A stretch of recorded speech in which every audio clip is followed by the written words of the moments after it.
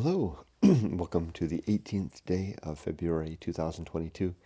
I'm Kurt, and this is the Good Life Meditation, something I do every day to remind myself of my objectives and principles, to see how I'm doing applying them to my day yesterday and how that affected me through the night, and plan for the coming day. First, last night and yesterday. Ooh, thank goodness. A full night's sleep, almost. I was up briefly, probably around 4 a.m. My alarm goes off at 5. Maybe it was 3:30. I don't look at the clock. it's like it's like looking at the clock is like being in a horror movie and at the at the sink, washing your hands at the counter, brushing your teeth at the counter with the medicine cabinet, mirrored medicine cabinet door open. You can see all the medicines, and you know that if you close the door, there's going to be something. You see something behind you, right? So that's what it's like to gaze at the clock between the hours of 3 to 5. I guess I'll see the monster, and I won't go back to sleep. And luckily, rarely, I fell back asleep, and then I was woken by the alarm later. A solid night's sleep. No, that wasn't even true. I did hear the dogs dreaming, but that was Rudy was dreaming in the evening while we were having dinner, and Ollie, I think I was dreaming, Ollie dreaming, although I don't think I dreamed. At least I never remember my dreams. I'm giddy with a full night's sleep. And all that.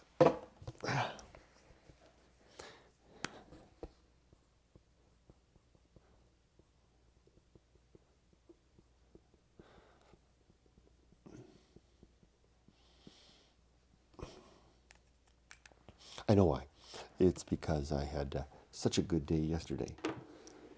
It was a really hard day. The anxiety that I'd felt the night before was duly there. No, not really. I mean, not in a philosophic way. You know, you know, nothing was really that significant yesterday at all. But to each of us, our own lives seem like the most momentous and significant things around. Understandably so, right? I mean, they're our lives after all. But it was a tough day yesterday. I mean, it's been a tough freaking week. It's Wednesday today. Oh, I won't go into details because I try not to talk about work and these things.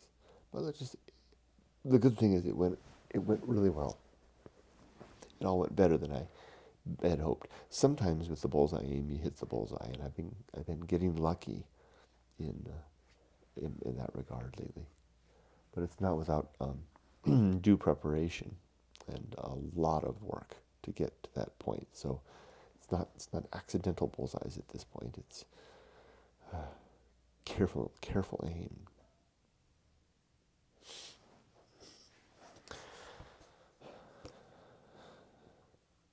Let's do the good life.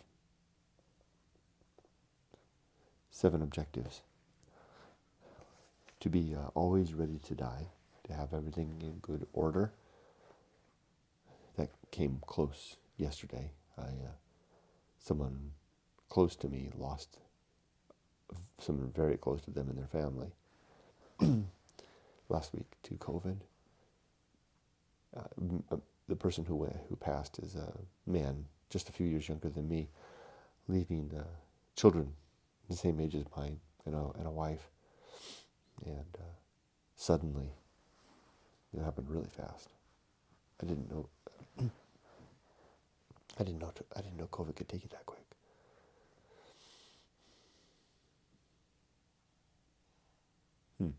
So yeah, gave me pause to think, because that person, I spoke with them yesterday, and they talked about it.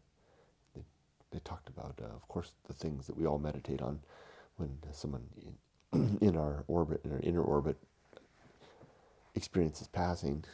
We ask ourselves after the quality of our own life and the brevity of the days that we have, and are we making good use of them? So anyway, I thought some about that yesterday. Thought about, of course, thought I'm thinking about my friend and what he's going through. Next is to make good and effective use of time.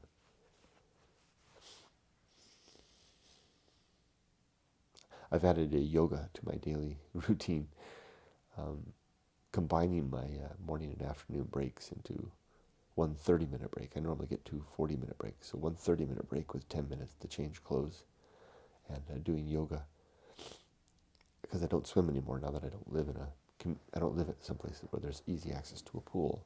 I need something else to keep me healthy. I always walk. I walk about, I'm averaging about 11,000 steps a day. So I get a good lower body workout, a good cardio there, so to speak. It's just dog walking. But now I've got the yoga to do.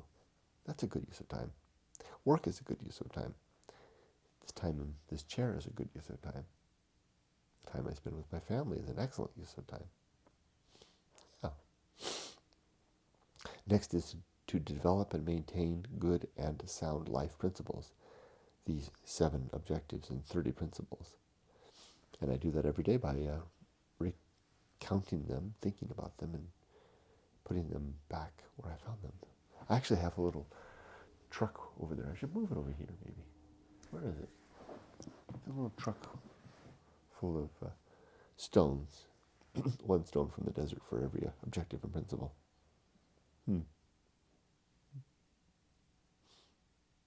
I thought I had the vision of using them like a rosary in a way, picking each stone out, touching it, putting it down. And I'd know the set was complete if I did all 30.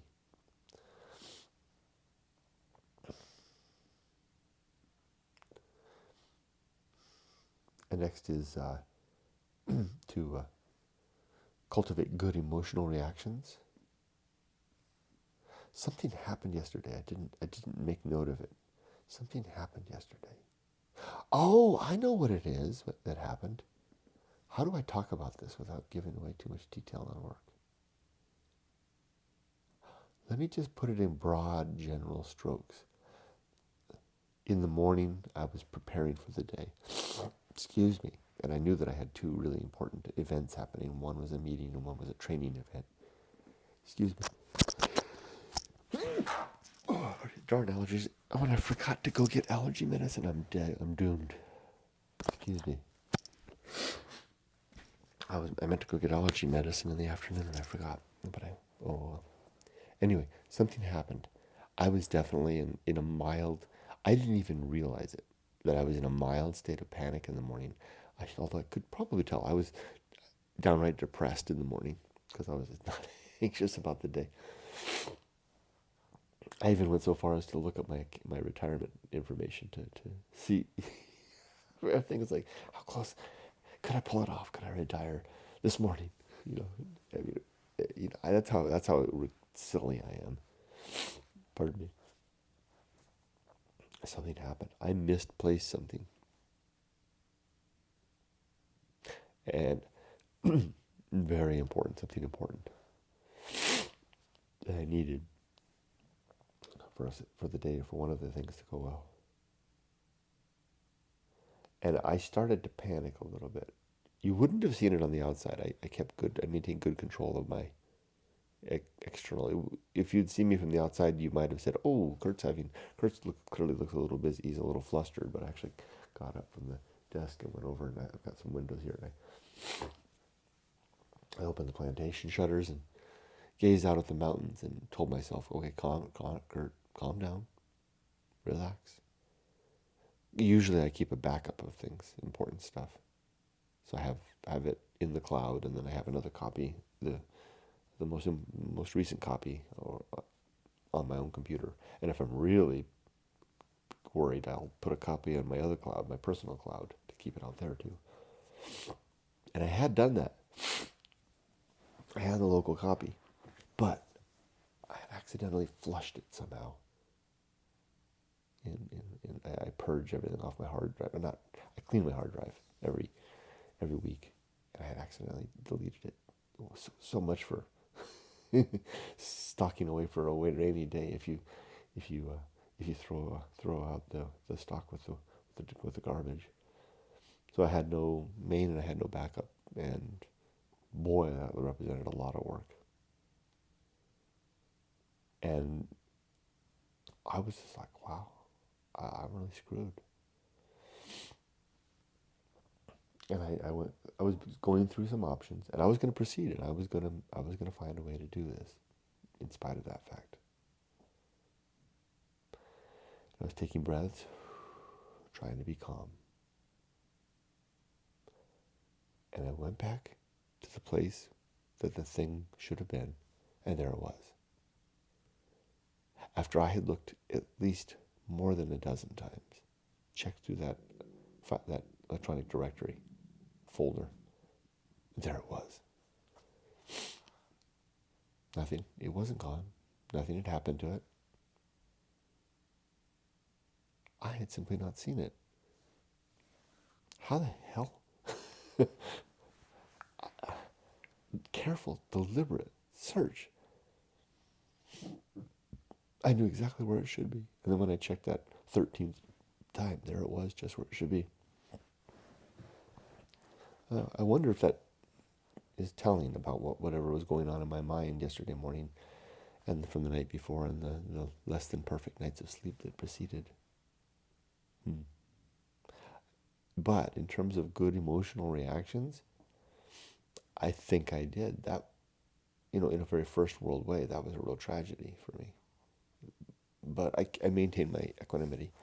You wouldn't have seen it from the outside. Maybe if someone had been next to me, I might have exclaimed, "Holy crap, I've lost something important," but maybe not. I think it's a mark maybe that I'm getting better.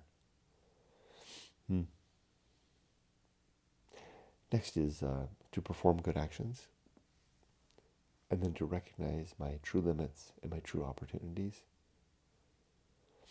and then just to do one thing at a time, and always to do that thing slowly and deliberately.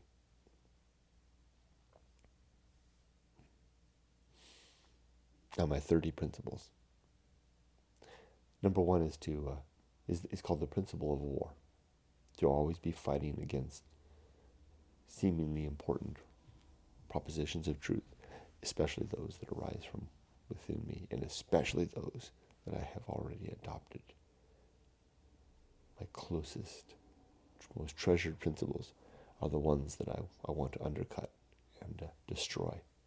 I wrote in Going Alone somewhere that wouldn't it be great to finish one's life devoid of cherished principles?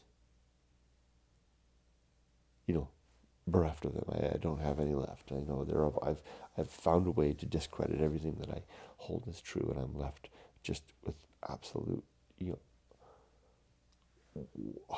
gaping puzzlement at the universe before me. An old man sitting at the window in my wheelchair, looking out at the universe. I'm so confused. That would be, oh my gosh, that would be a great epithet on your headstone.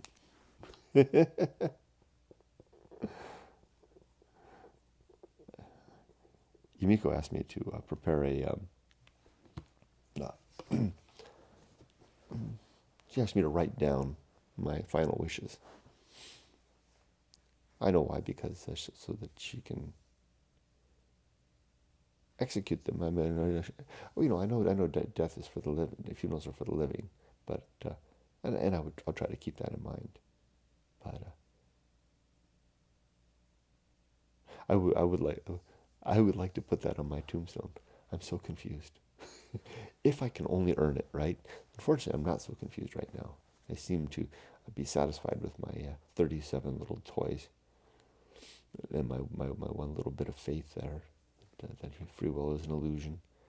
And I'm quite comfortable with my settled position that God does not exist, and that we do not have a soul, and that death is nothing more than a return to the state that we were in before we were born.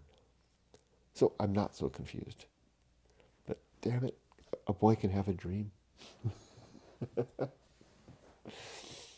Okay, the next principle is reason, and the sub-principles of honesty, objectivity, and doubt.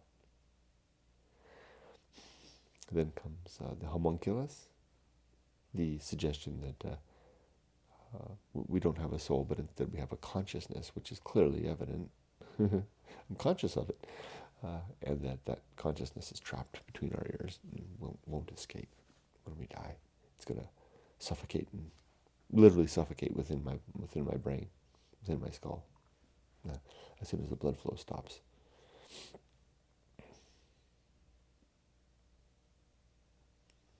And then the Anchorhold, the place where the homunculus lives, little rocks, picturing a rock sitting on it, poking through a sea, all alone, slippery, deep, cold, deadly waters. And that good and evil are concepts in our minds, not something eternal. Next principle is purpose. And my 3 purpose are to be a good father, to be a virtuous man, where virtue is the improvement of happiness for all things, especially thinking creatures, those who can appreciate their happiness. And then also the pursuit of my life's work, which is the sharing of my story, Going Alone. Available on Amazon and at goingalone.org. It's within this book that you can read about these 7 and 30. Next is the atomic principle. Everything is made of bits and pieces, flowing and changing and forever transforming. Then comes the principle of nature.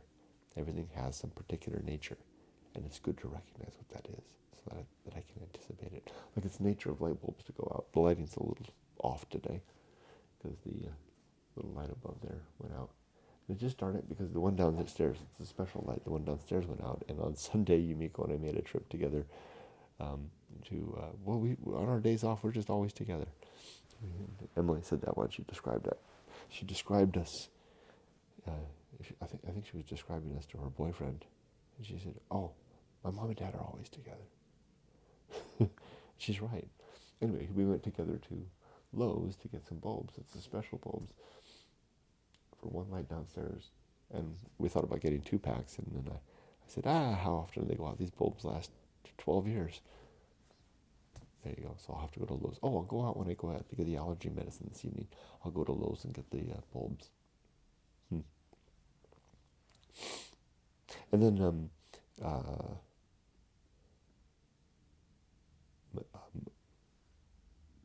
free will. It's an illusion. So says I. And I call that the pirate ride. We feel like we can make decisions, but really we're just on the tail. We're just on the pointy end of a decision engine, which is pushed and driven by all the circumstances of everything that's happened in our lives and everything that's happened in the universe all around us. There's just too many influences for us to be able to make a decision and avoid, although it sure does feel like that, doesn't it? And then maturity and the sub-principles of wisdom and fortitude. We are mature when we wisely recall our experiences and have the strength to not repeat our mistakes. We're social creatures. We need one another. We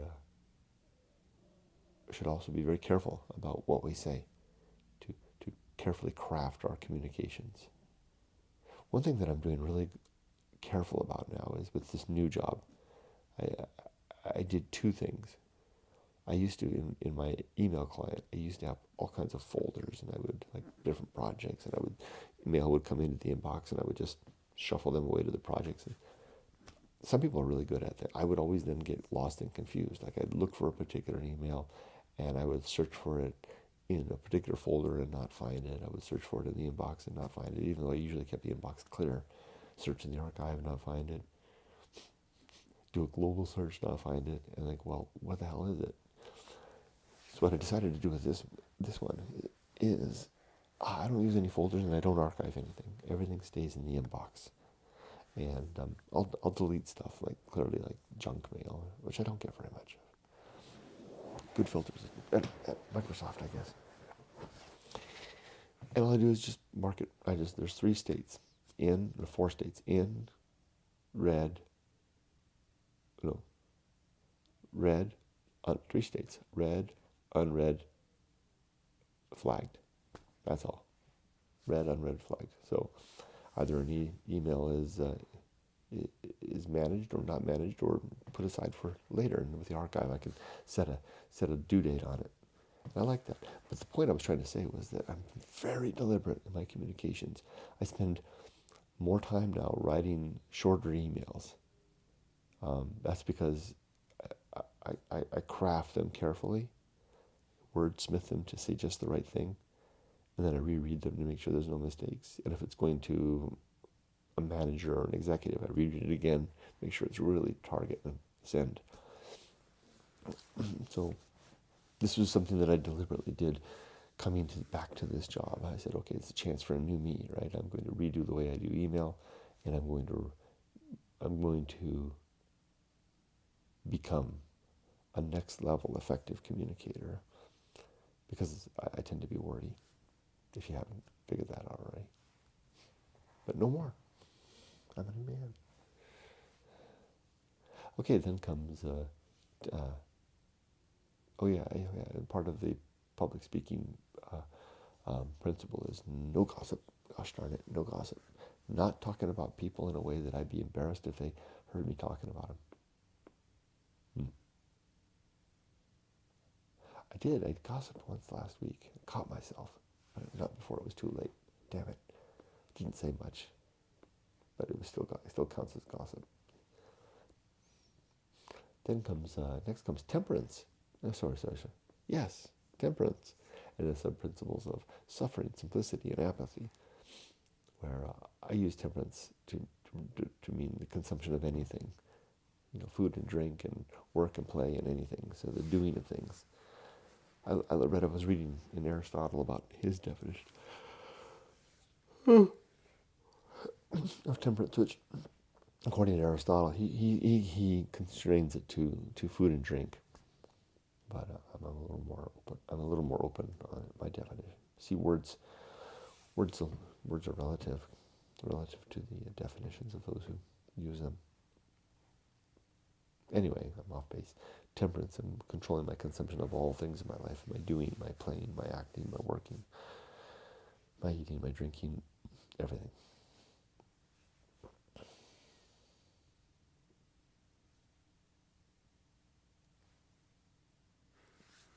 Then comes the horror show. I was over in the Discord. Someone, Egon, shared I don't think he minds me sharing his name. Shared a photo from his area where he lives in Estonia, and an old slaughterhouse. And he said he described as a child remembering hearing the sounds of the animals inside. Maybe the way he said it, for a second language, Egon sure writes well in English. And he worded it, sometimes some words are just, some phrases are haunting. The way he described, and you could picture him as a small boy,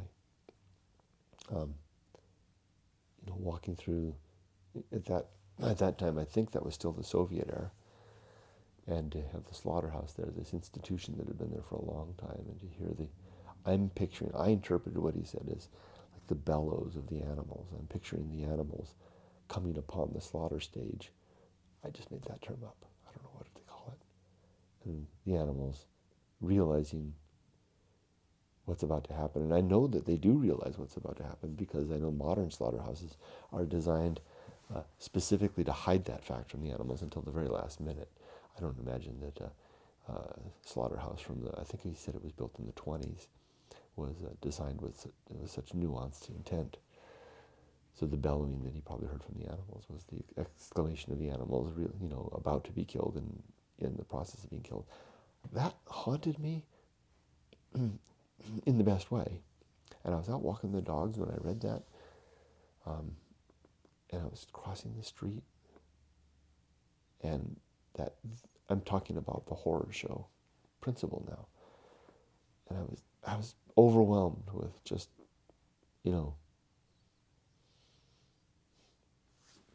You know, sometimes this world is just so full of horror, not just for people but for animals. It's just hard to it's hard to stay in the game. I'm not saying not to die, but it's just, it's like, I can understand how, some old people might be like, yeah, I've had enough. There was that woman, there was a meme on, no, was it Instagram, of that old woman with 93 years old, and they're singing happy birthday, and they've got the cake, and they put it in front of her, and she blows out the candle. I think there was just one candle. And she says, well, thank you, that was very nice. I hope this is the last one. I mean, after a while, you just had enough, right? I mean, death could be, at its natural time and place, or whatever that means. Could be a welcome thing. I mean, that's how I felt like I just couldn't rid the concept of the bellowing animals in the slaughterhouse. Damn, the horror show. Next comes a principle called that which must be borne, and something I have to bear is the fact that we live in a universe, or a world at least, chock full of horror. Not a universe, apparently. The universe appears empty, but at least this world is chock full of horror for humans and our animal friends and the other animals that we share the planet with. Damn. We have to bear it. Just like we have to bear our responsibilities, like, excuse me, I have damn allergies. I should use a tissue to do this. I also have to bear, and you do too, our responsibilities, our jobs, our take care of our families, all the things that we do, that we take on as adults. Okay. Next comes the distraction. We distract ourselves so that we don't have to see the great indifference, the emptiness of the universe. Beth seat in the house suggests that I want to be all right with who I am, where I am, and what I'm doing, which I certainly wasn't this week. I was hoping to be someone else, doing something else anywhere else, as I was going into yesterday's meetings. And then the path of wildness is way upward and forward into and through new life. Then comes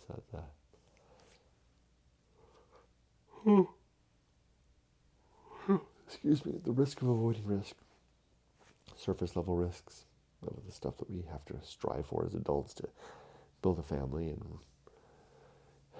have a career, and then the deep risk of finding ourselves somehow in life and having an experience and sharing a story that leaves something more than I'm so confused behind in our wake. Some people aren't driven to that, but those that are better do something about it, because it'll haunt you later, I think.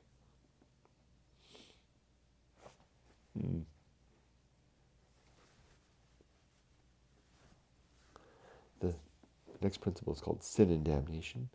I have the following sins in my life: credulity, believing things too easily; falsity, being untrue; hope, desire uncoupled from action; faith, where the fact of the belief is held as the evidence for the belief, which is circular; superstition, category of beliefs that are almost by definition identified as nonsense; authority, believing something because someone in a high office or a commanding place or appearance says it's true; dogma, believing something because it's part of a tradition or identified within a canonical doctrine, a text of some sort, such as the Bible or the Torah or the Bhagavad Gita, whatever you want, Book of Borne. And then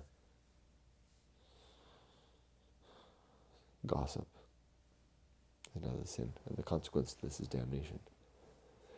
The next principle is complete oblivion. When we die, we're going to be utterly gone, nothing left of us. And as a result, we will not see the people that we once loved in any afterlife, because there is no afterlife and there's no soul to live on. And we won't have a chance to reconcile if we died on poor terms. And then there won't be any pursuit of justice in any afterlife where there's in the absence of an afterlife. So criminals get away with their crimes. The wrongly punished were wrongly punished and died so. It's gloom, but it also helps to activate towards improved living in this one chance, this one life that we do get. The Great Life Adventure, the recommendation to use the decade of the 20s to do something really fun and interesting, to make that your centerpiece of your life, your story. And then to get busy with the other stuff around age 30, the surface level risks. Deep level risk first during the decade of the 20, surface level risks after that. Hell, you can spend the whole damn time doing the deep level risks, but it's a funny how pursuit of depth sometimes leaves us with a shallow reward. That's a curiosity. I'll have to think about that. The season of philosophy suggests that when we are motivated to write things down, you better do it, because those motivations have a way of fading quickly, almost like a fireworks going off. Pow! Brief flash of light. You better scribble. They're gone. And they won't come back. If they do come back, it'll be different. Even if it looks the same, it's different. Even if it is the same, it's different. Next is arena and utility. Life is an arena for. Oh no, I mixed it. Bullseye aim. Shooting for the mark and striking the mark. I've been getting lucky lately. I've been hitting the mark pretty damn close, if not spot on. That can't last. Next is arena and utility. Life is an arena where we perform using our principles as instruments in the pursuit of our objectives. Uphill climb.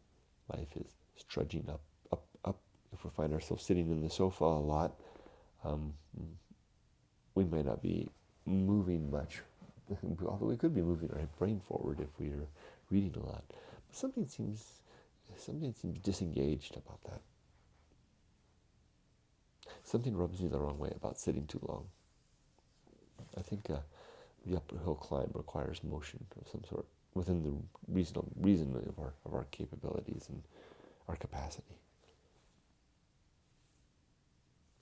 Next comes nothing is enough. That's just simply a suggestion that to get by with less. And then last, the principle called the principle of fun. A recommendation to have a good time, enjoy life, not just take it all seriously all the time. All right, that's my good life recitation. And now planning for the day. I think I'll only have like 3 meetings today. I'll have a good shot at doing things. I have things that I need to act on now. Now is the time that I've kind of set the stage. Both, for my 2 big projects, both ships are now out at sea, sailing.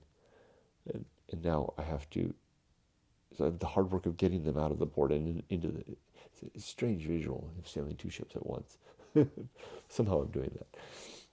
Actually, it's 3, but the third one's still in the harbor, sailing. Now it requires daily tinkering, racing around on the ship, tightening, they call it sheets, tightening sheets, swabbing the deck, polishing brass, repairing the hull, all the little things you have to do to keep projects going for the next, as they proceed forward. I need to do those things now. And I can, and I will. That'll be my day. I wish you all the best. Be safe, but not too safe.